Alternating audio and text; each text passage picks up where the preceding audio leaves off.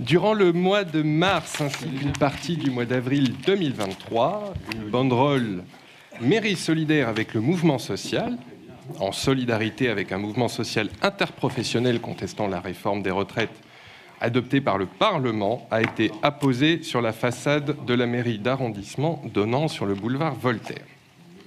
Si chaque élu, et dont je comprends M. Tiberti, si chaque élu et chaque agent du service public est parfaitement libre d'avoir une opinion personnelle quant à la dite réforme, on vit encore dans un pays libre, la présence d'une banderole portant les logos de la mairie de Paris et de la mairie du 11e arrondissement, sciemment apposée et visible par le public, porte une atteinte flagrante au principe fondamental de neutralité du service public, principe tout aussi applicable aux bâtiments publics, comme l'a rappelé un arrêt du Conseil d'État, 27 juillet 2005, que nous connaissons tous d'ailleurs par cœur maintenant, statuant que le principe de neutralité des services publics s'oppose à ce que soient apposés sur les édifices publics des signes symbolisant la revendication d'opinions politiques.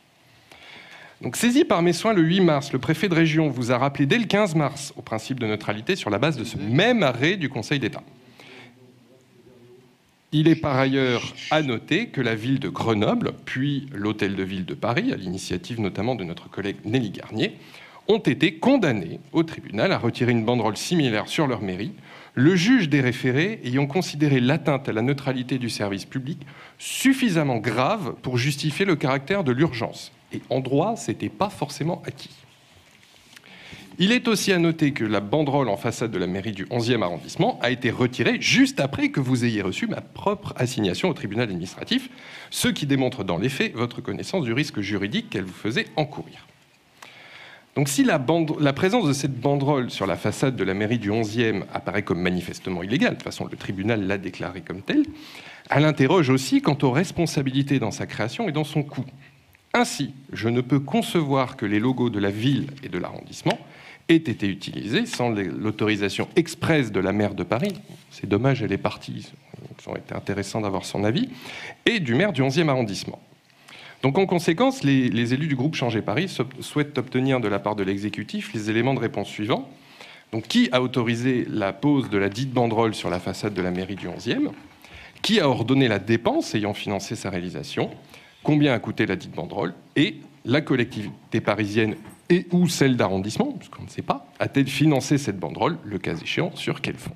Oui, dans les valeurs de la République, dans les valeurs en vigueur dans ce pays, il y a aussi l'obligation de neutralité du service public. Et c'est le juge des référés, à moins que vous dénigriez les professionnels de justice, mais c'est le juge des référés qui a jugé l'atteinte sur le même arrêt du Conseil, sur le fondement du même arrêt du Conseil d'État. C'est le juge des référés qui a tranché en considérant l'atteinte faite notamment à l'hôtel de ville. Oui, il y avait 4 questions dans la question, vous avez répondu à une. Les autres questions semblent évidentes. Enfin, je suis maire de l'arrondissement, j'assume les décisions qui sont prises dans cet arrondissement. Du coup, je vous ai répondu, voilà. Oui, comme pour chacune des banderoles que nous affichons sur le parvis de la mairie.